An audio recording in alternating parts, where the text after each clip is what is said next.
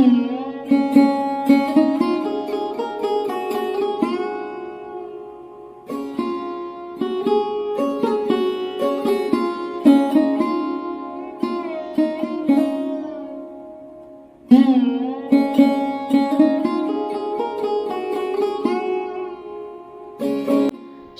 সকাল আমার প্রিয় বন্ধুরা, কেমন আছো তোমরা? আশা করছি তোমরা যে যেখানে আছো সবাই খুব ভালো আছো, আর আমরাও কিন্তু বেশ ভালো আছি। পিঙ্কু সিম্পল লাইফস্টাইলের আরও একটি নতুন ভিডিওতে তোমাদের জানাই অনেক অনেক স্বাগত, অনেক অনেক ভালোবাসা। আজকের দিনটা হচ্ছে শুক্রবার, আর ঘড়িতে এখন বাজে 6টা। এখন থেকেই তোমাদের নিয়ে আজকের ভিডিওটি শুরু করছি। পুরো ভিডিওটি জুড়ে থাকার অনুরোধ রইল। আজকে না ঘুম থেকে উঠতে কিন্তু অনেকটা লেট হয়ে গেছে, জানো তো। অ্যালার্ম দিয়েছিলাম হচ্ছে 4:30। ভাবলাম একটু আজকে তাড়াতাড়ি উঠবো, অনেক কাজ আছে, কাচাকুচি আছে, সেগুলো করব। কিন্তু আমি অ্যালার্মটা বন্ধ করে ভাবলাম 5টা মিনিট শুই, তারপর উঠবো।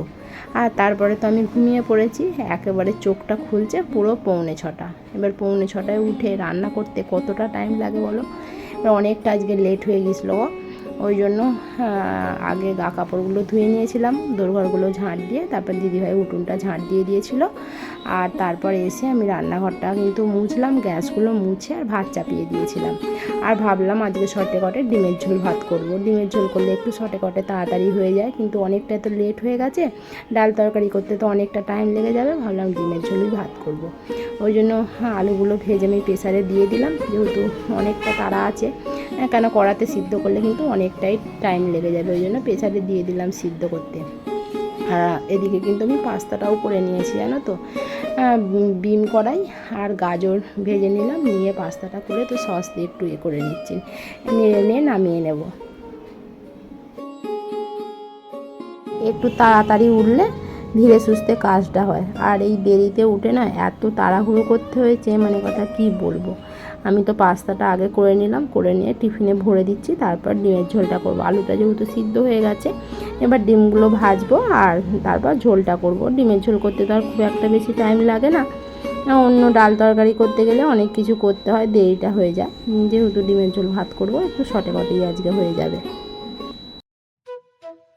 আর তোমাদের দাদাভাই বলছে অত ছুটোছুটি করতে হবে না, যেহেতু আমার শরীর ভালো না, বললো অত ছুটোছুটি করতে হবে না, তুমি উঠে ডাল ভাত করে দিও, একটু আলু সেদ্ধ ডাল আর ভাত করে দিও, ওই খেয়েই আমি বেরিয়ে যাব।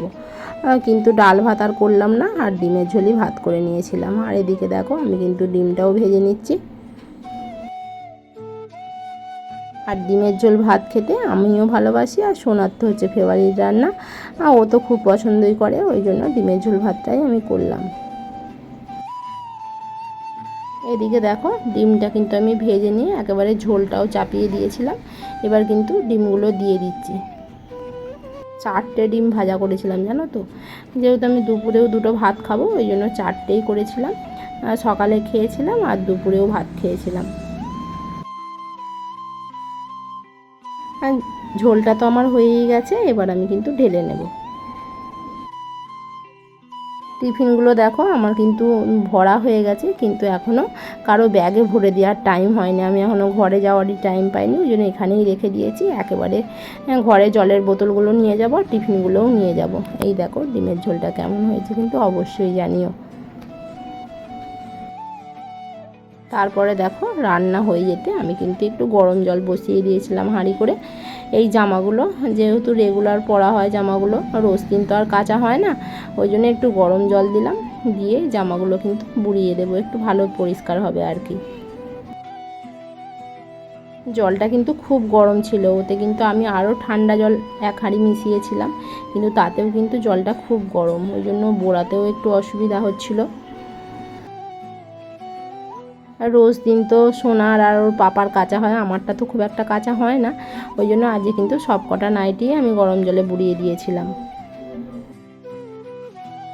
তোমাদের দাদাভাই তো কাজে বেরিয়ে গেছে, সোনা কিন্তু স্নান করতেও চলে গেছে। আর আমি এদিকে কিন্তু গরম জলে জামা কাপড়গুলো মাখাও হয়ে গেল আমার। তারপর তো সোনা স্নান করে আসার পর সোনা আমি কিন্তু দুজনে মিলেই খেয়ে নিয়েছিলাম। খেয়ে দিয়ে সোনা তো ড্রেস পরেই একেবারে খায়। আর তারপর এই বুটগুলো দেখো এত নোংরা হয়েছিল, আমি একটু জল ন্যাংরা করে কিন্তু একটু মুছে পরিষ্কার করে দিয়েছিলাম। যেহেতু বর্ষাকাল, কাদা, আর আমাদের বাড়ির সামনে তো কাদা থাকে, ওইখান থেকেই তো গাড়িতে ওঠে, আর বুটটা বেশ নোংরা হয়ে গেছিলো, ওই জন্য একটু জল ন্যাংরা করে পরিষ্কার করে দিলাম। এদিকে দেখো সোনা কিন্তু পুরো রেডি হয়ে গেছে, আর বুটটা কিন্তু একা একাই পরে নিয়েছে। আমি কিন্তু বললাম যে আমি বেঁধে দেবো, বললো যে না বাঁধতে হবে না, আমি একাই পারবো। ও সবটাই কিন্তু একাই রেডি হয়। তারপর তো সোনাকে বাসে তুলে দিয়ে এসে আমি কিন্তু এদিকে বাসনগুলোও ধুয়ে নিয়েছিলাম। আজকে নয় বেশ অনেক কটাই বাসন পড়েছিল জানো তো, রাত্রিরে যেহেতু বাসনগুলো ধুয়ে রাখা হয়নি। রাত্রিরে ধুয়ে রাখলে কিন্তু অতটা বাসন পড়ে না, আর রাত্রে যেহেতু টিফিন ফিফিন কিছুই ধুয়ে রাখা হয়নি, তোমার দাদা ভাইয়েরও ধোয়া হয়নি, আর সোনারও কিন্তু ধোয়া হয়নি। আর এদিকে আমি বাসনগুলো ধুয়ে কিন্তু বেসিনটাও পরিষ্কার করে মেজে ধুয়ে নিয়েছিলাম।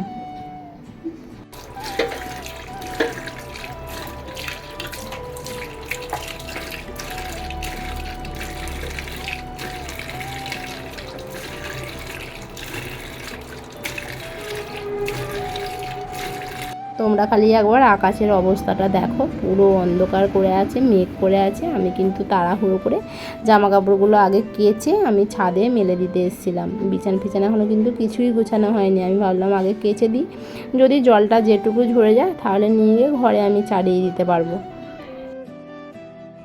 তারপরে কিন্তু জামা কাপড়গুলো মানে মেলে দিয়ে নিচে যাওয়ার পর কিন্তু আকাশটা বেশ রোদ মতো করেছিল। ওই জন্য ভাবলাম যে রোদ করেছে, তাহলে আমার যে কালকের জামাগুলো ছিল, বলেছিলাম যে 3-4টে চুড়িদার আছে, ওইগুলো বুড়াতে হবে। আর এসে কিন্তু আমি ওগুলো বুড়িয়েও নিয়েছিলাম, আর বুড়িয়ে নিয়ে কিন্তু আমি কাচতেও চলে গিয়েছিলাম। মানে আগে ভাবলাম এই দিকের কাজগুলো করে ছাদে দিয়ে আসি, তাহলে জলগুলো ঝরে যাবে, তারপর মানে ঘরের কাজগুলো করব। জানো তো রোদ করলেই আমার যেন মনে হয় কী কাচি এরকম মনটা হয়। আমায় কিন্তু ডাক্তারবাবু কাচতে একদমই বারণ করেছে, কিন্তু কি করব বলো, কিছু তো করার নেই। মেয়ে মানুষ হয়ে জন্মেছি, এই কাজগুলো তো করতেই হবে। আর হচ্ছে আমার যে জামাগুলো বুড়িয়েছিলাম সার্ফে গরম জলে, ওগুলো তো হাতেই কাচতে হবে, মেশিনে কাচলে কি আর পরিষ্কার হবে। ওই জন্য হাতেই কেচেছিলাম, আর এইগুলোও কেচে নিয়েছিলাম। যেহেতু ওষুধ খেয়ে একটু কোমরটা ঠিক আছে এখন, ওই জন্য ভাবলাম কেচেই দিই, যা হয় হবে। কোমরে ব্যথা করলে তারপরে কোমরে ব্যথার ওষুধ খেয়ে নেবো। আর এইদিকে দেখো আমি কিন্তু কেচে জামা কাপড়গুলো একেবারে ছাদে মেলে দিয়ে এসে আর তারপর ঘরে চলে এসেছি। ঘরে এসে কিন্তু আমি বিছানার চাদরটা চেঞ্জ করে নিলাম, যেহেতু 4-5 দিন হয়ে গেছে বিছানার চাদরটা পাতা হয়েছে। বিছানার চাদরটা ওই জন্য চেঞ্জ করলাম। আর এই দেখো বিছানার চাদরটার আমার কি অবস্থা, আমি নতুন শখ করে বিছানার চাদরটা কিনলাম, আর বিছানার চাদরটা মেশিনে দিয়ে আমার একেবারে বরবাদ হয়ে গেল গো। বিছানার চাদরটা খুব খারাপ লাগছে গো, পাততেও একটু কীরকম লাগছে। এখানে নতুন বিছানার চাদর যদি কিছুদিনও পাততাম, কিন্তু ওই তো 2-3 দিন পেতেছিলাম, তারপরেই তো এইরকম অবস্থা হয়ে গেছে। মেশিনে দিয়ে রঙটা কিন্তু পুরো ফেড হয়ে গেছে।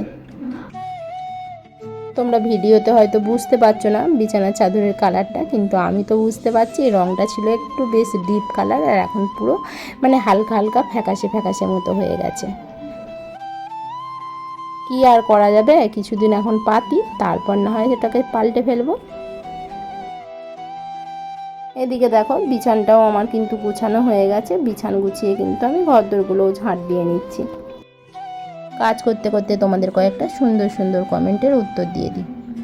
তিতলি দে বলেছে nice blog, thank you so much গো তোমাকে। শুক্লা হালদার বলেছে অনেক সুন্দর, thank you so much. Malati village লাইফের দিদিভাই বলেছে খুব সুন্দর ভিডিও, বন্ধু তুমি কেমন আছো? থ্যাংক ইউ সো মাচ গো তোমাকে আগে বলি। আর আমি বেশ মোটামুটি ভালোই আছি, তুমি কেমন আছো বলো? SM লাইভ বিউটির বোনও বলেছে খুব সুন্দর, thank you so much. Priyanka Dutta বলেছে 3 নম্বর লাইক দিয়ে দেখে নিলাম, থ্যাংক ইউ সো মাচ তোমাদের সবাইকে। আর পিয়ালি দাস বলেছে খুব সুন্দর, থ্যাংক ইউ সো মাচ। দেখো তোমাদের সাথে কথা বলতে বলতে আমার ঝাঁট দিয়ে কিন্তু ঘরদোর মুছে নিয়েছি, মুছে নিয়ে আর এই যে ঠাকুরের কিন্তু সেবাটা দিয়ে দিচ্ছি। আজকে কিন্তু আমি শ্যাম্পু করেছি, ওই জন্যই মাথায় ওড়নাটা কিন্তু জড়ানো আছে। আজকে না স্নান করতে অনেকটা লেট হয়ে গেছে জানো তো। আর এদিকে আকাশের ওয়েদারটা খালি একবার দেখো, ছাদে জামা কাপড় ছিল সেগুলো তো সব তুলে নিয়ে চলে এলাম, কেন জোরে মনে হচ্ছে বৃষ্টি আসবে, কেন আকাশটা পুরো অন্ধকার করে এসছে। আর কিন্তু খুব জোরে জোরে হাওয়াও দিচ্ছিল, বেশ ভালো লাগছিল জানো তো হাওয়াটা। আমি তো বেশ খানিকক্ষণ ছাদেতে এসে দাঁড়িয়ে রইলাম। তারপর তো ছাদ থেকে নেমে কিন্তু আমি খাওয়া দাওয়া করে নিয়েছিলাম, যেহেতু অনেকটা লেট হয়ে গেছে আর জোরে কিন্তু খিদেও পেয়ে গিয়েছিল। খেয়ে দিয়ে তারপর কিন্তু আমি চুলটা আঁচড়াচ্ছি।